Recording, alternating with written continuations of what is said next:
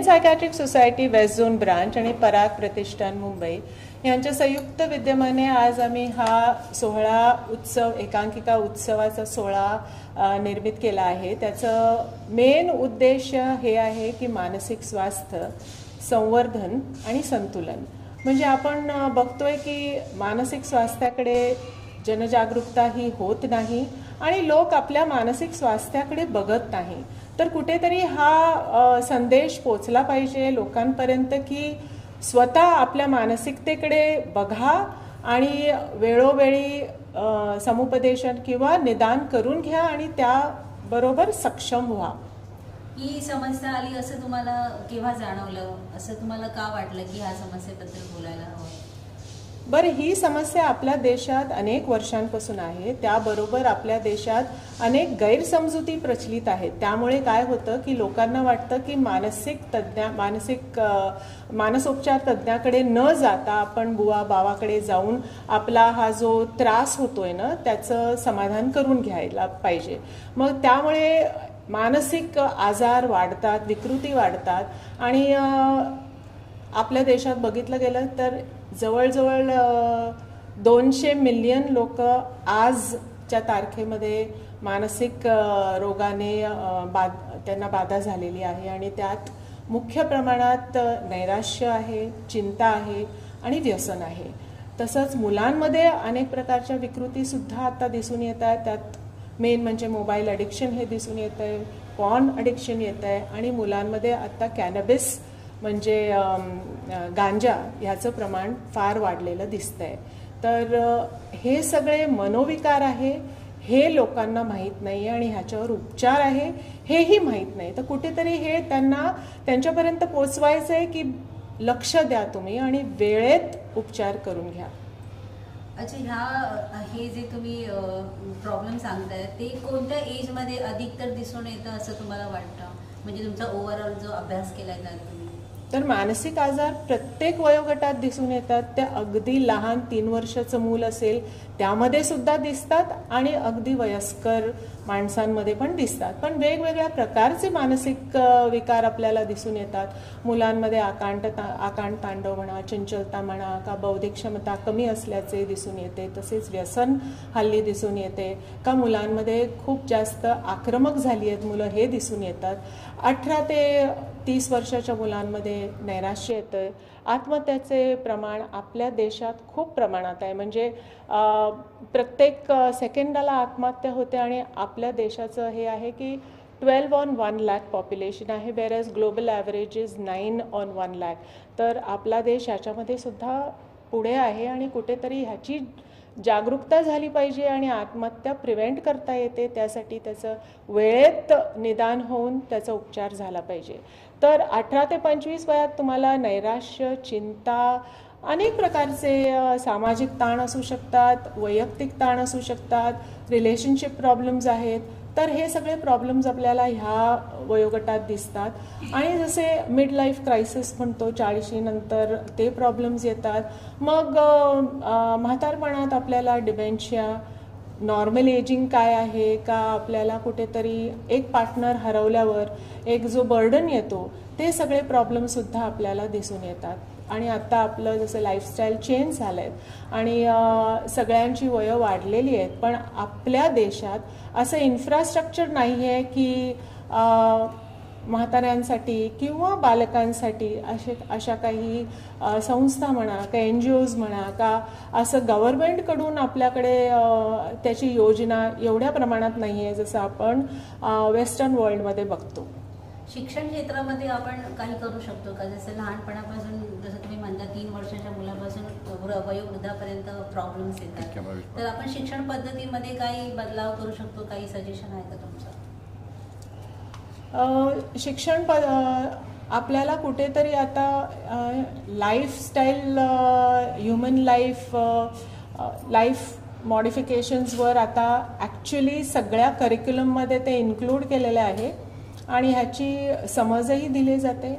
पण मला वाटतं लैंगिक शिक्षण हे कुठेतरी आपल्या करिक्युलममधून मिसिंग आहे आणि हल्ली वाढलेल्या जे आपण सगळ्या समस्या बघतो आणि पॉक्सो जे आपल्या देशात आता लॉ आलेला आहे आणि तो लागू पडतो आणि ह्या वयात पौगंड अवस्थेत नॉर्मली हॉर्मोनल इन्फ्लुएन्समुळे भावनाही वाढतात आणि हे प्रकरण जास्त वाढतंय.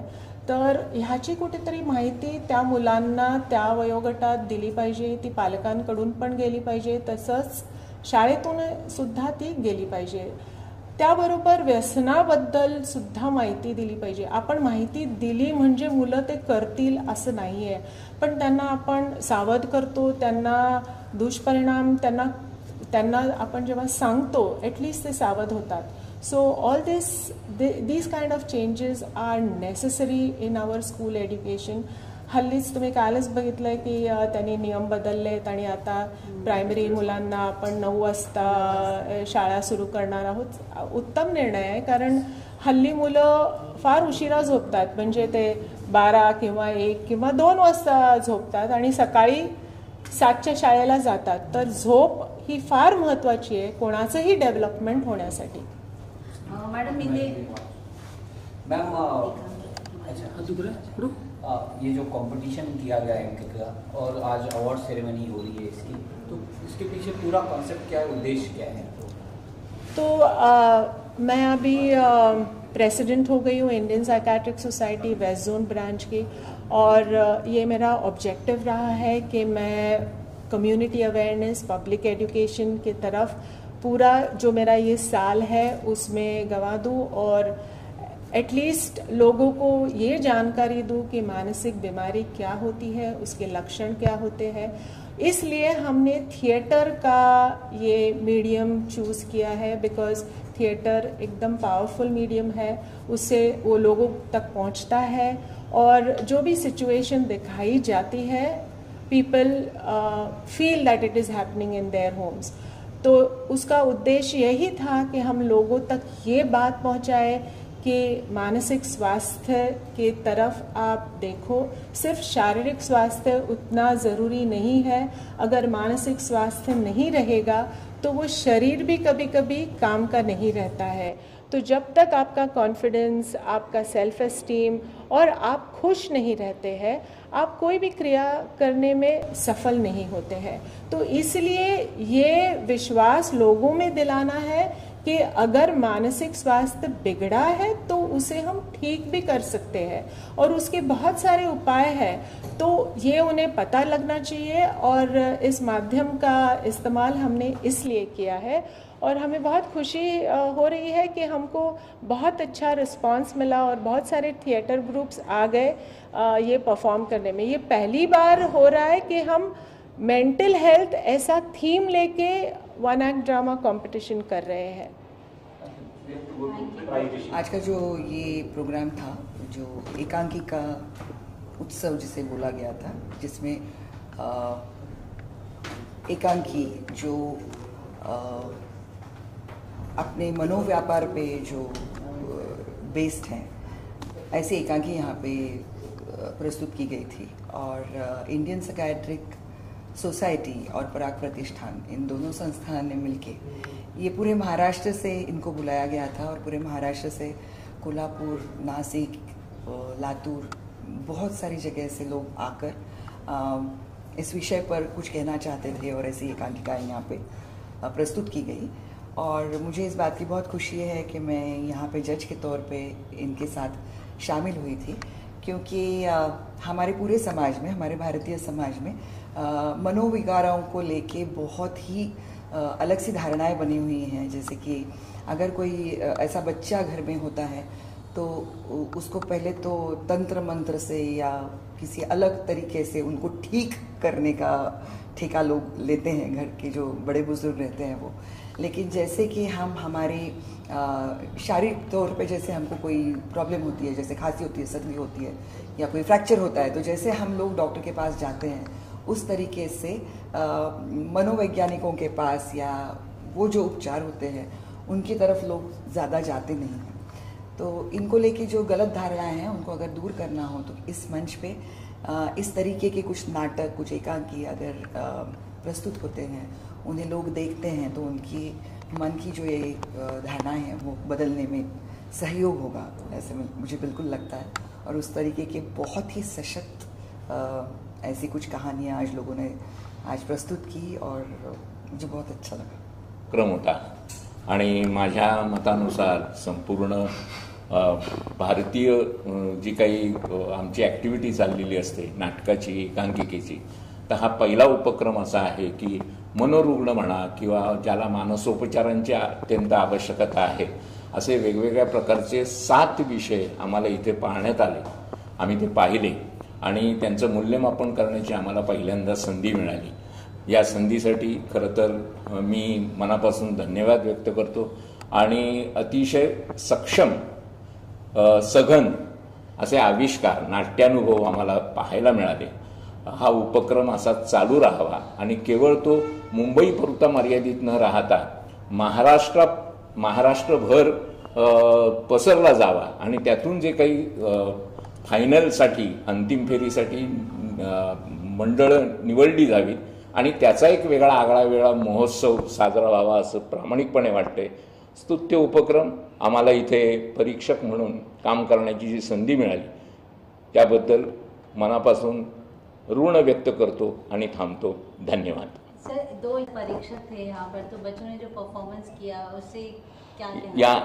यहाँ पे जितने भी परफॉर्मेंस हुए महाराष्ट्र के विभिन्न प्रदेशों से यहाँ पे आए थे लोग और उन्होंने सशक्त ऐसा एकांकी यहाँ पे सादर हुई.